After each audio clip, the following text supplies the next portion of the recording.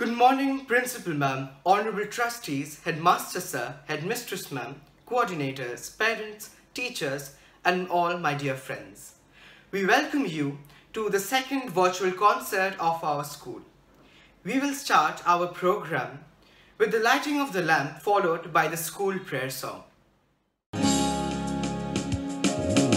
आत्मदीप जलाओ अपने मन मंदिर में, आत्मदीप जलाओ, आत्मदीप जलाओ। कोटि सूर्य सम तेज स्वरूपा, कोटि सूर्य सम तेज स्वरूपा, अपने मन में दिव्य स्वरूपा, अपने मन में दिव्य स्वरूपा। आत्मदीप जलाओ, आत्मदीप जलाओ। दिव्य ज्योति ज्ञान ज्योति प्रेम ज्योत जलाओ, आत्मदीप जलाओ, आत्मदीप जलाओ।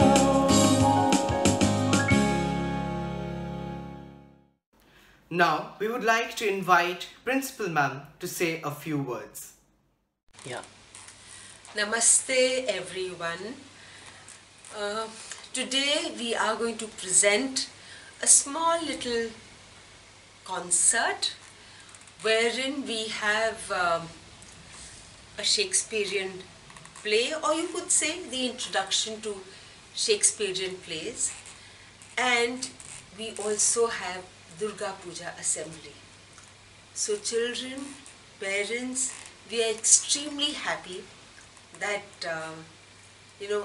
despite the pandemic, despite lockdown, we've stuck to our calendar, and that doesn't mean that we're not flexible. That means that we've tried to work in tandem with the dates that we had decided on, and we had planned it long time in advance so that all of us did what we were expected to do in normal circumstances, because we've adapted. So it's basically about the survival of the fittest and adapting to new changes.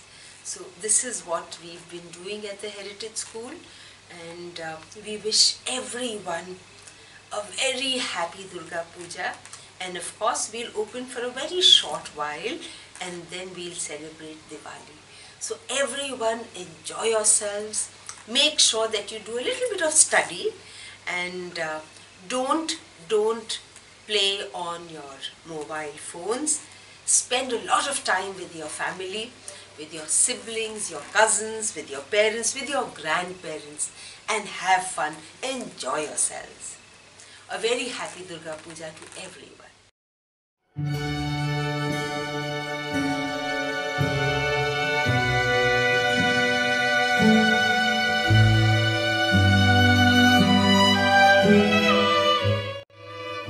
As you like it, we shall tell, because all's well that ends well. From us you shall hear the sublime tragedy of King Lear, or of Othello's suspicion of Desdemona, and the story of the gentleman of Verona. Measure for measure, let us entice you into knowing about how to tame the shrew. We present the eternal love of Romeo and Juliet and the existential crisis of a dear friend Hamlet. We tell you of Prospero's magic and Macbeth's truth, of Brutus's betrayal and Cressida's youth, of a winter's tale and a midsummer night's dream, of Antonio's faith and Shylock's scheme. The twin cause confusion in the 12th night. The comedy of error is a familiar sight. We don't know what it cost of love's labor to be so lost. We tell of Henry in parts and Richard the King, and how there is much ado about nothing. Beware of Timon, who could not save and had to retire and live in a cave. Come join us as we try very hard to recreate the magic written by the bard. You may have favorites, or you may love them all the same. Sit back and enjoy our show. What's in a name? The Two Gentlemen of Verona. While the word gentleman suggests that its heroes are adults, the Two Gentlemen of Verona, written in the 1590s, would be more intelligible if we refer to the protagonists as mere boys leaving home for the first time. Sent to court to learn to be perfect gentlemen, Valentine and Proteus are derailed by their attraction for Sylvia, the ruler's daughter. A love triangle, elopement, banishment and heartbreak ensue, and the stage is set for drama in this coming-of-age story. Henry VI, Part 1. After Henry V's death, and while Henry VI is young, nobles rule England and fight the French, including Joan of Arc. After Henry VI becomes king, noble houses start to divide and take sides between York and Lancaster. The war with France winds down, and the nobles try to find Henry a wife and disagree about whoever Henry chooses. Taming of the Shrew.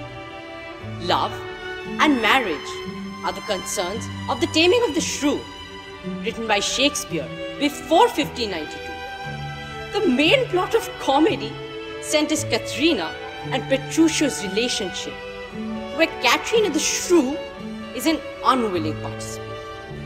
However, Petruchio tames her with various psychological torments until she becomes a desirable, compliant, and obedient bride.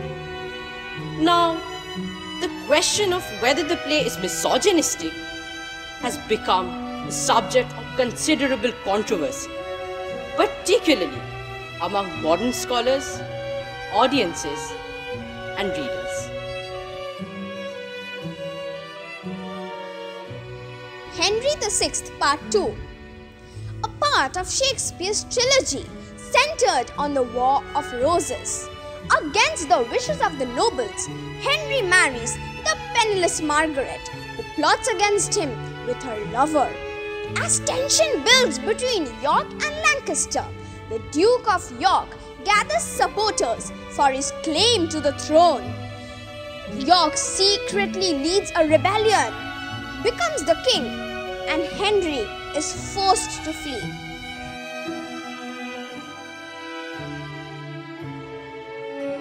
The Comedy of Errors. After both being separated from their twins in a shipwreck, Antipholus and his slave Dromio go to Ephesus to find them. The other set of twins live in Ephesus, and the new arrivals cause a series of incidents of mistaken identity. At the end, the twins find each other and their parents, and all of the problems caused earlier are resolved.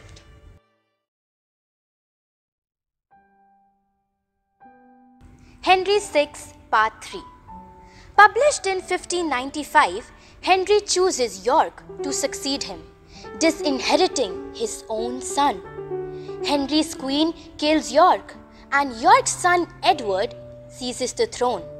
Henry is imprisoned and eventually killed by King Edward's brother Richard.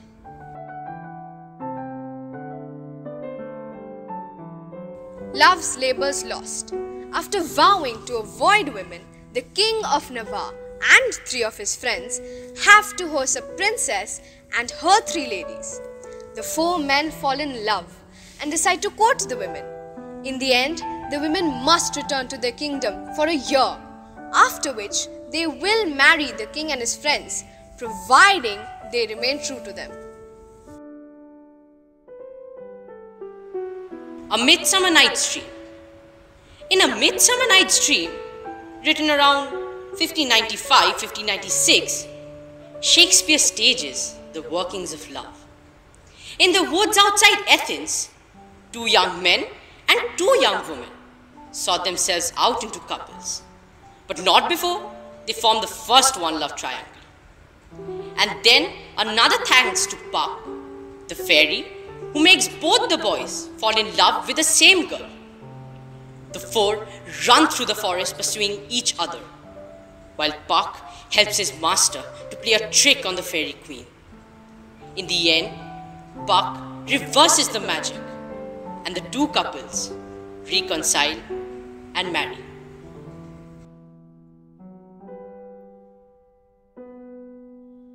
Romeo and Juliet. An age-old feud between two powerful families erupts into bloodshed. A group of masked Montagues risk further conflict by gatecrashing a Capulet party.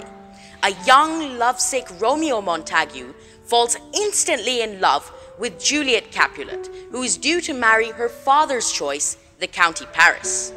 With the help of Juliet's nurse, the women arrange for the couple to marry the next day, but Romeo's attempt to halt a street fight leads to the death of Juliet's own cousin, Tybalt, for which Romeo is banished.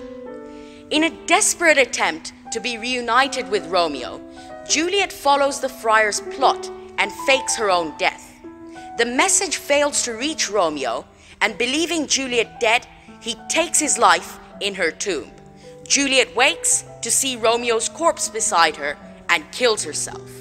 The grieving families agree to end their feud.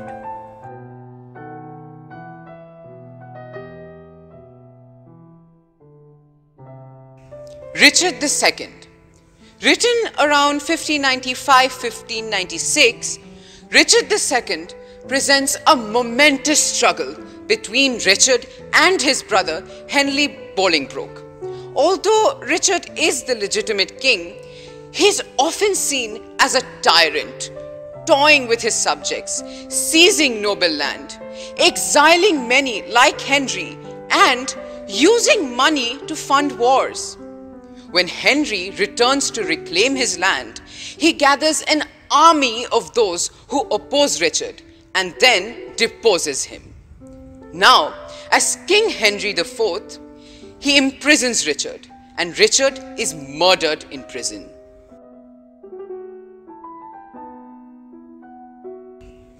King Henry IV, Part 1. While his son, Prince Hal, spends time in the tavern, King Henry IV argues with his former ally, Hotspur. Angry, Hotspur gathers a rebellion. King Henry and Hal go to battle to stop him. King Henry's army wins in the battle, and Hal redeems himself from his wild youth and kills Hotspur. Part 2. King Henry IV suffers from illness, so his youngest son, Prince John, goes out to fight the rebels, while Prince Hal prepares to be king. Meanwhile, Hal's friend Falstaff causes trouble, recruits, and speaks ill of Hal. King Henry IV dies, and Hal is crowned King Henry V. He banishes Falstaff from the court, ready to wage war on France.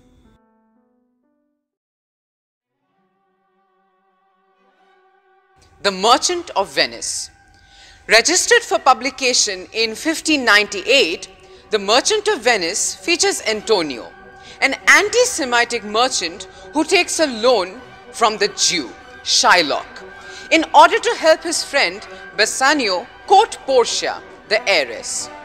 However, Antonio can't repay the loan back, and now a furious Shylock mercilessly demands a pound of his flesh. But Portia, who's now the wife of Bassanio, dresses up as a lawyer and saves Antonio. Much Ado About Nothing. Count Claudio falls in love with Hero, the daughter of his host. Hero's cousin, Beatrice, a confirmed spinster, and Benedict, an eternal bachelor, are each duped into believing the other is in love with them. Claudio is deceived by a malicious plot and denounces Hero as unchaste just before they marry. She faints and is believed dead. But she recovers and is proved innocent by a chance discovery. Benedict wins Beatrice's heart, defending her cousin's honor. And, to his surprise, Claudio is reunited with Hero, who he believed dead.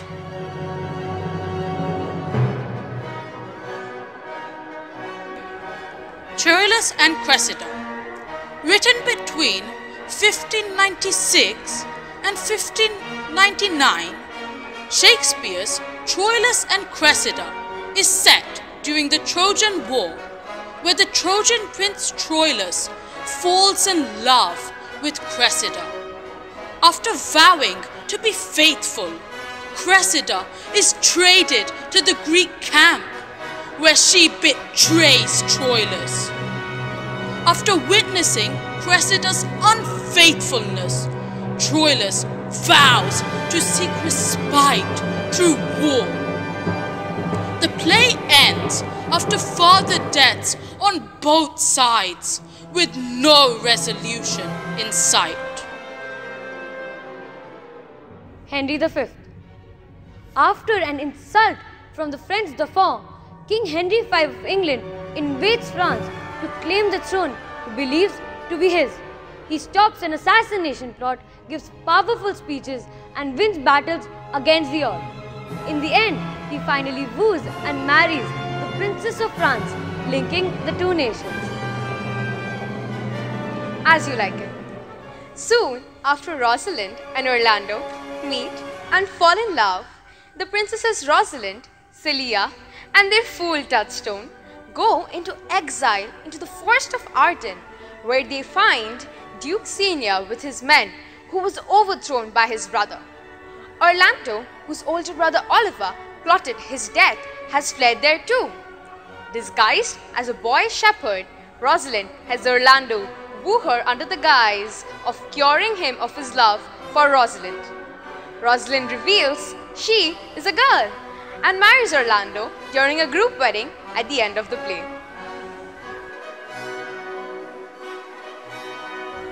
Julius Caesar.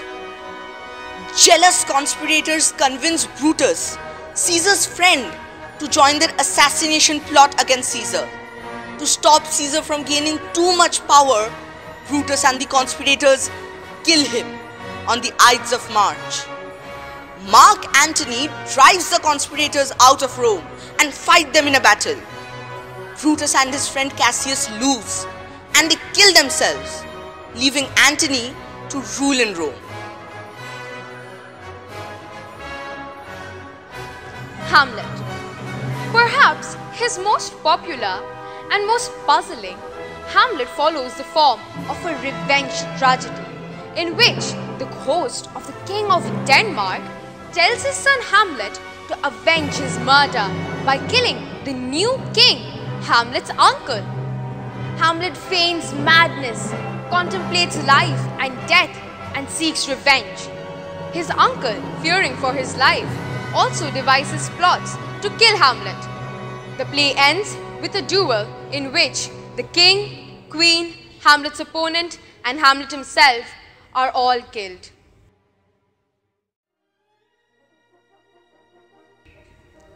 Twelfth Night. Named for the 12th night after Christmas, the end of the Christmas season, Twelfth Night, written in 1601, plays with love and power. The Countess Olivia, a woman with her own household, attracts Duke Orsino. Onto this scene arrives the twins, Viola and Sebastian, caught in a shipwreck, each thinking the other has drowned. Viola disguises herself as a male page and enters Orsino's service. Orsino sends her as his envoy to Olivia, only to have Olivia fall in love with the messenger. The play complicates and then wonderfully untangles these relationships. All's well that ends well. Helen heals the King of France, and the king grants her the permission to marry Bertram, the man she loves. However, Bertram rejects her and leaves a list of tasks that she must complete for him to acknowledge their marriage. She follows him to Italy, completes all the tasks, and finally Bertram accepts her as his wife. Othello. In Othello, Shakespeare creates powerful drama from the marriage between the exotic Moor Othello and the Venetian lady Desdemona, which begins with elopement and mutual devotion but ends with jealous rage and death. The couple's strong love could overcome differences of race, age and culture were it not for Iago, who sets out to destroy Othello.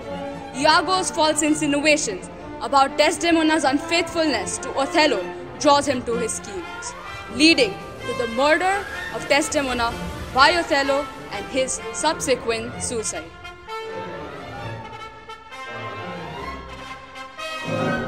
Measure for measure.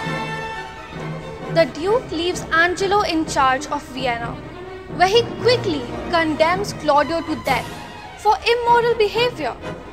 Angelo offers to spare Claudio, but only if his sister Isabella gives herself to him.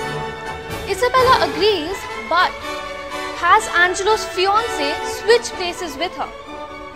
The Duke returns to spare Claudio, punish Angelo, and to propose to Isabella. Timon of Athens. Timon of Athens includes the wealthy, magnificent, and extravagantly generous figure of Timon before his transformation. Timon of Athens helps his friends, gives many gifts, and holds opulent feasts. After ignoring his true friends' warnings, Timon runs out of money, and none of his friends will help him. Once his creditors clamor for repayment, Timon realizes that his idealization of friendship is an illusion. He repudiates his friends, abandons Athens, and retreats to the woods. Macbeth. 3 witches tell the Scottish general Macbeth that he will be the king of Scotland. Encouraged by his wife, Macbeth kills the king, becomes the new king, and kills more people out of paranoia. Civil war erupts to overthrow Macbeth, resulting in more deaths. King Lear. Written in 1605, this play presents figures who have stone hearts and engage in violence or try to ease the suffering of others. Lear then divides his kingdom amongst his 2 daughters who simply flatter him and banishes the third one who loves him. The 2 eldest daughters then reject Lear, who goes mad and wanders through the storm. The third banished daughter returns with an army, but they all eventually die.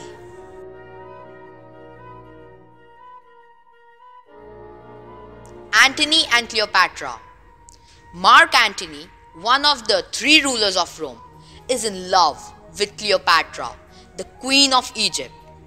Antony is summoned back to Rome, where he clashes with another ruler, Octavius, before returning to Cleopatra in Egypt. Now, in battle with Octavius, Antony and Cleopatra suffer great losses and miscommunication, and both eventually commit suicide. The Winter's Tale. The Winter's Tale, written in 1609, includes murderous passions, man-eating bears, princes and princesses in disguise, death by drowning and by grief, oracles, betrayal, and unexpected joy. The play, which draws much of its power from Greek mythology, is grounded in everyday. The jealous king Leontes falsely accuses his wife Hermione of unfaithfulness with his best friend. The king exiles his newborn daughter, Perdita, who is then raised by shepherds for 16 years. She falls in love with the son of Leontes' friend. Once she returns, it's like a statue of Hermione come to life, and everyone is reconciled.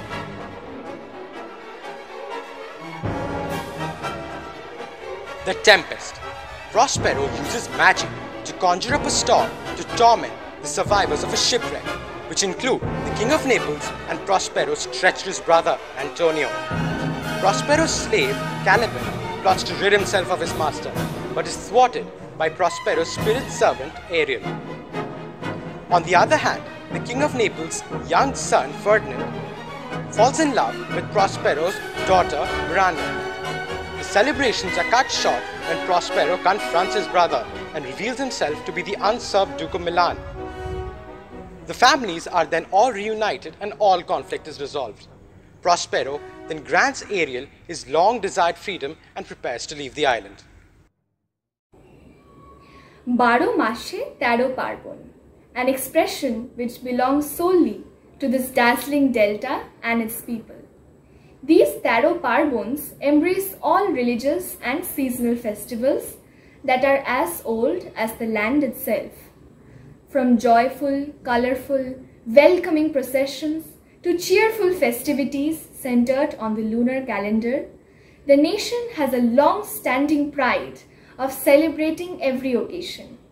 This mirth and joy is seen in Durga Puja as a vibrant shade as it celebrates vanquishing evil in whatever form it can take. Akal Bodhan is the worship of Durga, an incarnation of Devi in the month of Ashwin, an uncustomary time for commencement of the worship. When dark clouds of evil, violence and destruction swallowed the glowing sun of truth and peace, Goddess Durga was invoked by the gods to bring calm amidst chaos, love where hatred ruled. There is good in each one of us. Let us conquer the evil within and let goodness prevail.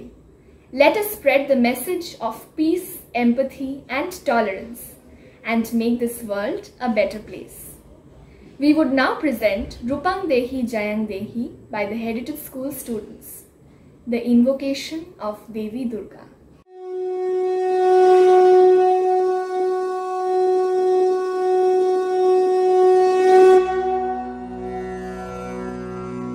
আশ্বিনের শারদ প্রাতে বেজে উঠেছে আলোক মঞ্জিল, অরণির বহিরাকাশে অন্তরিত মেঘমালা, প্রকৃতির অন্তরাকাশে জাগরিত জ্যোতির্ময়ী জগৎ মাতার আবহন বার্তা, আনন্দময়ী মহামায়ার পদধ্বনি অসীম ছন্দে বেজে উঠে রূপলোক ও রসলোকে আনে নবভাব মাধুরীর সঞ্জীবন।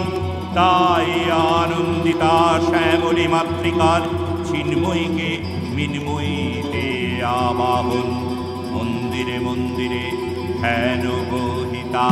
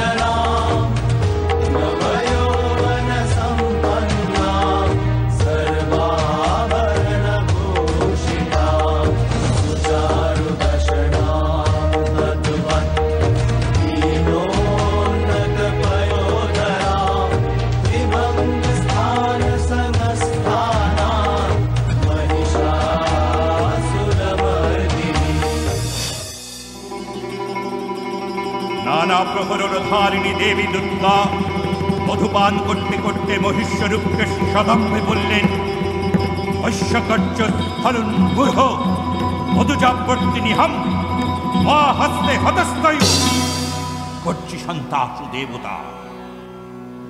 দেবতাগণ সানন্দে দেখলেন দুর্গা মহিষাসুরকে শূলেবিদ্ধ করেছেন, আর খর্গ নিপাতে দৈত্যের মস্তক গুলুণ্ঠিত।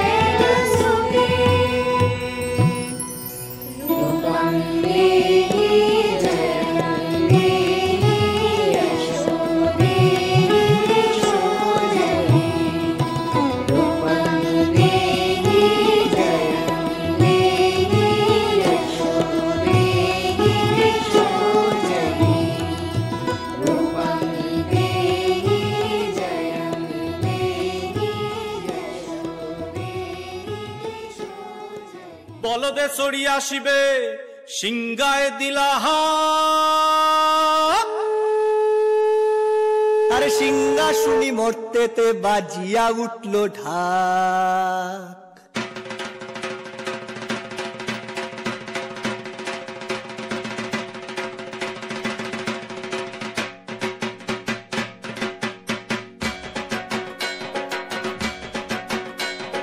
বলদে চড়ি আসিবে সিংগায় দিলাহা, সিংহা শুনি মরতেতে বাজিয়া উঠল ঢাক।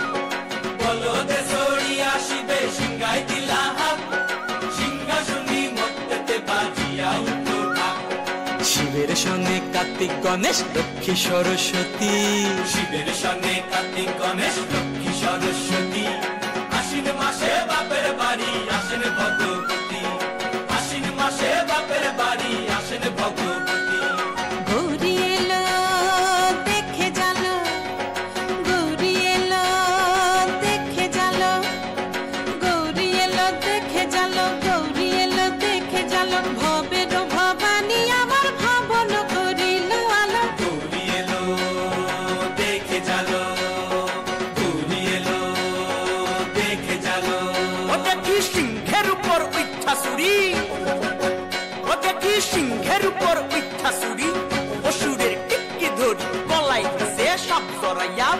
মাসে খুসা ঈদ উকি দেখলাম সাসা ঈদ ঠাকুর দেখলাম সাসি ঈদ উকি দেখলাম সাসা ঈদ ঠাকুর দেখলাম সাসি গৌরী এলো দেখে জানো গৌরী এলো দেখে জানো ভবের ভবানী আমার ভবন করিল আলো গৌরী এলো দেখে জানো গৌরী এলো দেখে জানো. And with that, we come to the end of the concert. We hope that you enjoyed it. Now, we would request Headmaster Sir and Headmistress Ma'am to deliver the vote of thanks. Thankfulness is the quickest path to joy.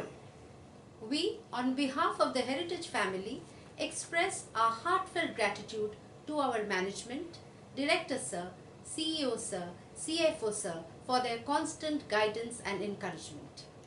A big thank you to all the faculty members of the school for making this concert a huge success.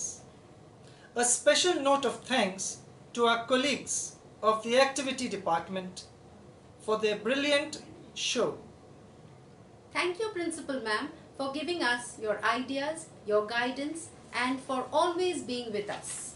A warm thank you to Commander Day Sir, Campus Administrator Sir Ghosh Dostidar, the entire admin team for their constant support and help. We would also like to put on record our appreciation for the facility staff for their help.